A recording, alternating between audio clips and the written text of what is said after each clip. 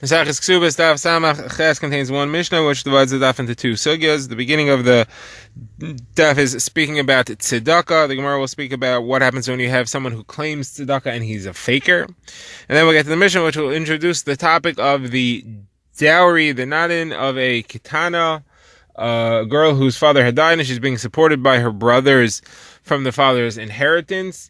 How much nadin does she get? And how do we go through those halachas? So let's begin. So we're in the last two lines in Avsam Zayin. So the Gemara is going to first have an incident about someone who is a fake pauper. Then the Gemara will discuss the significance of that. And then the Gemara will speak about whether a person has to sell his belongings in order to calculate how much money he has, as far as whether or not he should be taking tzedakah. So the Gemara says there was Rabbi Chanina. He had a poor person in his neighborhood that he would send him every Erev Shabbos, he would send 4 zuz. One day he sent his wife to bring the money to him, and she came back and she said he doesn't need it. So he asked, what did you see? So he said, I heard that they were asking him, would you rather eat tonight on gold tablecloths or on silver tablecloths, which Rashi says means flax tablecloths, which are white, that would be like silver, or colored tablecloths of silk, which would be the gold. So obviously he's a rich person and he doesn't need this tzedakah that you're supporting him with. So he said, that's fine, and that's what Rabbi Elazar was referring to when he said we owe a favor to the cheaters, those who pretend that they are poor and collect charity and they're really not, because if not for them we would be doing an avera every single day, because the Torah says you're not allowed to ignore a poor person. It says, if the poor person calls out about you to Hashem, you'll have sinned.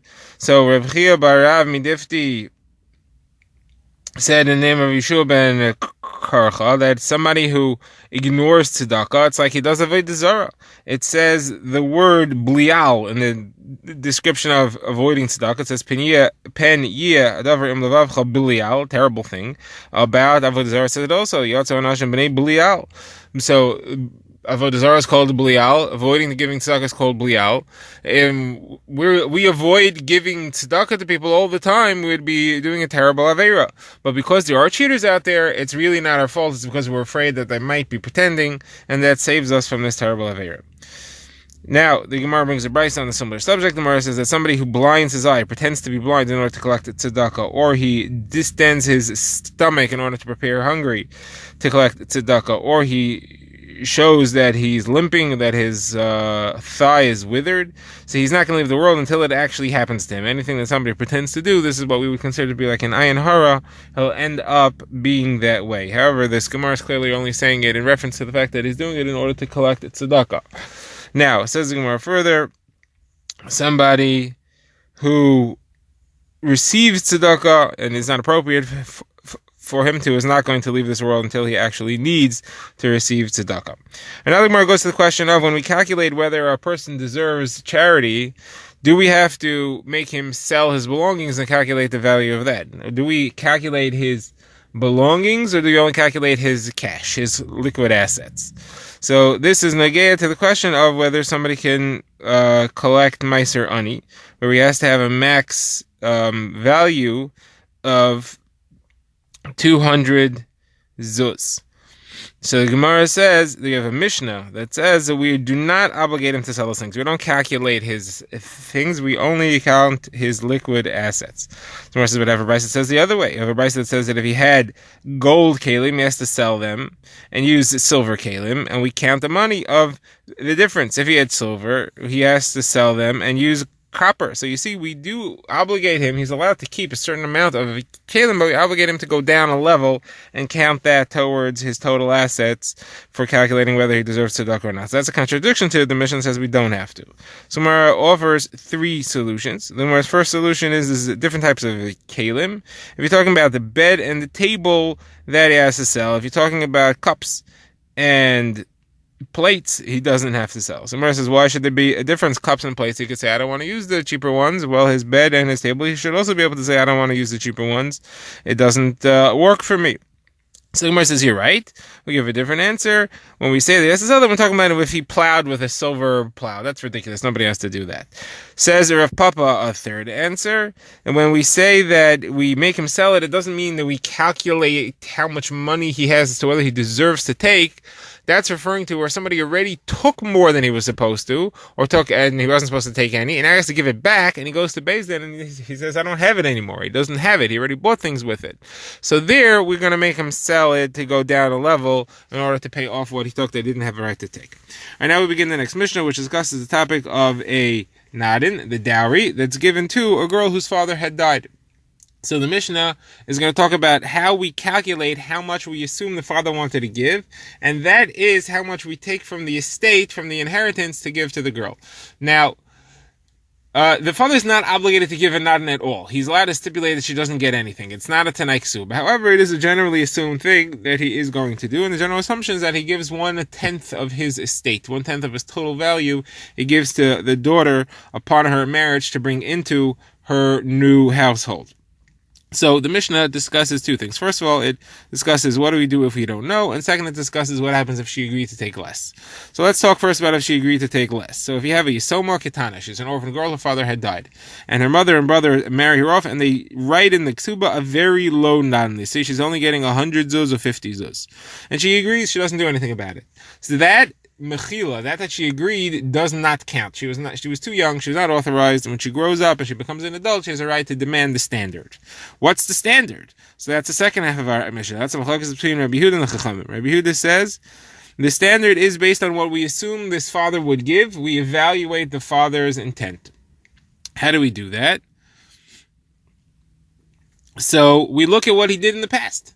What did he give his last daughter? If he gave his last daughter a very generous amount, then we give the same percentage to the current daughter. If the last daughter he was very stingy, we assume he'll be very stingy here as well. Now the Gemara explains that this is true even if he never married off a previous daughter, but Rabbi Yehuda talks about that case because to show that even in that case the Chachamim disagree. What do the Chachamim say? The Chachamim say that you don't look at what he had before, what he did last time, because maybe he changed. Maybe he used to be generous and now he became stingy. Maybe he used to be stingy, now he became generous. Therefore, the Chachamim say we go with the standard. If the father had died, you're taking from his inheritance, you go with the standard at 10% of all his assets. Now, the words of the Chachamim in our Mishnah don't say that. The words of the Chachamim in our Mishnah say maybe he was rich and he became poor, maybe he was poor and he became rich. The Gemara says that you can't understand that at face value, because then what was Rabbi Yehuda say? If he became poor, he have to give assets anyway? He doesn't have it. So obviously he's talking about stingy and generous, not actually poor and rich. Okay, so there we have the two approaches. Rabbi Yehuda says you evaluate how much you assume you wanted to give, and the Chachamim say you give 10%, that's the standard. Now the Gemara begins at the end of this Mishnah. So Shmuel says that there are two things which you give a daughter from the inheritance, from the estate. She gets parnasa, she gets financial support, she gets food. That she gets as long as she's a katana and a nara. Once she becomes a bogeres, she definitely does not get that. And then there's parnasa. Parnasa generally refers to the dowry. So the Gemara is going to discuss later if she gets that at what age. That's going to be the upcoming sugya. The Gemara first discusses how do we evaluate this parnasa, continuation of the Mishnah. So Shmuel says, you evaluate the father, you say, how much do you assume this father wanted to give? Very much sounding like what Rabbi Yehuda said. So Ma'aseh Kashi of a brisa doesn't say that way. We have a brisa that says the daughters get mizonos and they get parnasa from the estate of the father. But how does it work? We don't say if the father was alive, this is how much he would give, but we take a percentage of the estate. We take a standard amount from the estate, and that's what we give him. So you see clearly that for parnasa and for mizonos, she only gets a standard amount, not like Shmuel's psak. So Gemara says parnasa and mizonos here doesn't necessarily mean the nadin and the food. It could mean two types of mizonos. You could have mizonos, which is actual food, and you have mizonos, which is financial support to buy the basic necessities for life, which is clothing and things of that nature. So maybe really this entire brisa is referring to mizonos, and for that we take a percentage. We don't start making evaluations. So now the Gemara says that, take a look at our Mishnah. Our Mishnah, you see that the Chachamim very clearly, as we've explained it, when we learn the Mishnah, the Chachamim are saying that you don't evaluate the person's stinginess or generosity. Instead, you just do a standard evaluation. So you see, not like Shmuel's psak. So the Gemara says, that's true. Shmuel is holding like Rabbi Yehuda. Doesn't Gemara say, Shmuel just say halacha is like Rabbi Yehuda? Why does he come out with, I have a halacha? The halacha is that you evaluate how much you think the father wanted to give. That's what Rabbi Yehuda said. So say halacha is like Rabbi Yehuda. So the Gemara explains he didn't want to say the halacha is like Rabbi Yehuda because Rabbi Yehuda only said it in a case. Rabbi Yehuda's wording was only in a case where he had a previous marriage. He married off a previous daughter, and we evaluate based on that. We don't want to make the mistake. Shmuel is trying to clarify that we do that evaluation even if there was no previous marriage, and that the pshat in Rabbi Yehuda is just that he said that the reason Rabbi Yehuda talked about that case is to show that even in that case the Chachamim would disagree and say you don't evaluate because maybe he changed from what he wanted to give before. Alright, now we're going to get into what the halacha is and what another Tana, what Rebbe holds. So the Gemara says that Rava said to Rabbi Chizda, should we say in your name the halacha is like Rabbi Yehuda? So he said, all good things you should say in my name like this. Yehi Ratzin, you should all say good things in my name like this. Meaning, yes, Rava is clearly saying that the halacha is like Rabbi Yehuda, and Rabbi Chizda is saying the halacha is like Rabbi Yehuda. Asks the Gemara, Rava does not hold the halacha is like Rabbi Yehuda. Rava holds the halacha is like Rebbe. Rebbe? Who's Rebbe? So Rebbe we haven't seen yet, but the Gemara brings a brayso where Rebbe says that the daughter who gets mizonos from the brothers takes 1/10 of the property. Not like Rabbi Yehuda said that you evaluate how much you think the father intended to give. And there, Rava said the halacha is like Rabbi. So you see that is not true. He doesn't look like Rabbi Yehuda. That's clearly going back to Chachamim. Whereas this is not a kasha. That's referring to a situation where you can't know what the father would have given. We don't know him. He hasn't done a previous marriage. We don't have any information. Lack of any other information, we will give him. We will give her 10%. That's the standard that everybody agrees to. And it has to be that that's what Rebbe was referring to, because we have a different case where Rebbe gave somebody 1/12. So you see, Rebbe over there had actually done an individual assessment, and he came up with a lesser number, a 12th, not a 10th. So in that case, therefore, Rebbe must have been referring to what the standard is when you can't do an assessment. And now the Gemara quotes this brayso of Rebbe more in full. Says the brayso, Rebbe says, if you have a daughter who's being supported by the brothers, she's taking mizonos, then she also gets a dowry, and the standard dowry is 10%. Says the brayso, they asked Rebbe, what do you do if there's 10 daughters? Each one gets 10%. There's nothing left for the sons. So the Gemara says, no, he said each one gets 10% of what's left. The first one will take 10% of the total, leaving only 90%. The second one will take 10% of that, which is only 9% of what was before. And you keep on taking off 10% of what's left until the sons get whatever's left after that. Now, Rebbe adds a line here, and he says, and then all the daughters split it equally. Somebody says, split it equally? Why should they split it equally? Each one took 10% of what was around at the time that she got married. So the Gemara says, no, what he means to say is that if they're all getting married at the same time, and you're trying to calculate how much do they leave behind for the sons, you make the calculation this way. If the first one took 10, what was left? 10 of that, what was left? 10 of that, what was left? Take that total amount, add it up. Anything left over in the estate goes to the son, and that entire amount, the 10%, the 9%, and whatever is left, that all is divided equally by the girls because they are all getting married at the same time.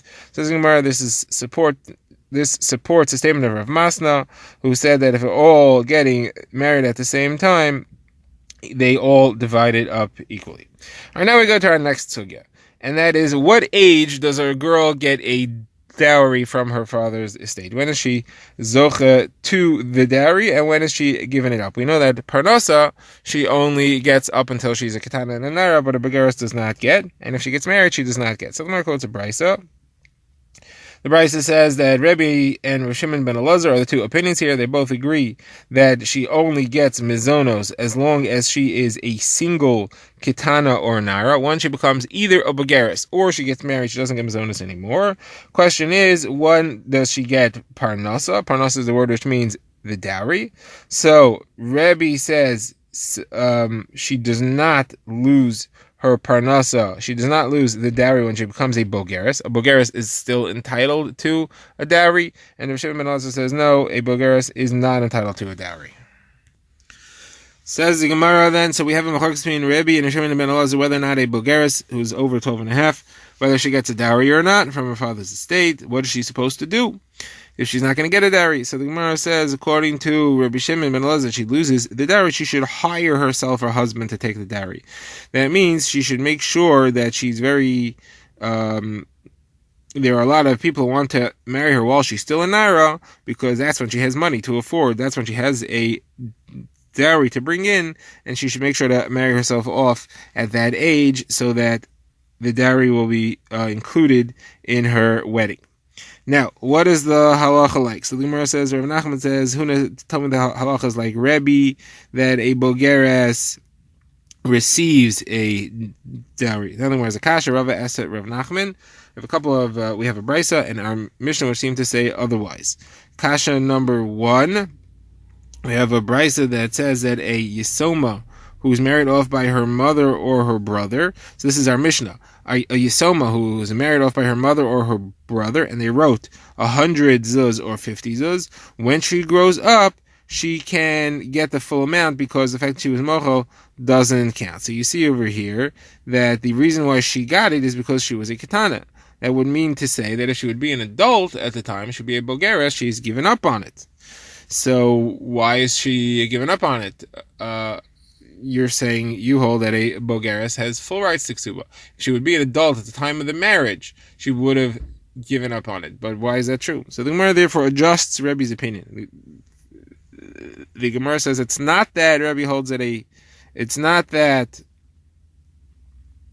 Rebbe holds that a bogeres has full automatic rights to her nadan, to the dowry. She has a right to proclaim that she's not giving up on her right, and therefore she could collect it. If she doesn't say, she doesn't make a proclamation that she intends to get her dowry, then she loses it. Therefore, this Mishnah is talking about where she didn't make a proclamation, and therefore if she would be an adult, she lost it. If she's a katana, she gets to keep it. However, if she makes a proclamation, she does get to keep it. And that Rosh Hashanah ben Elazar argues and says a proclamation does not help her.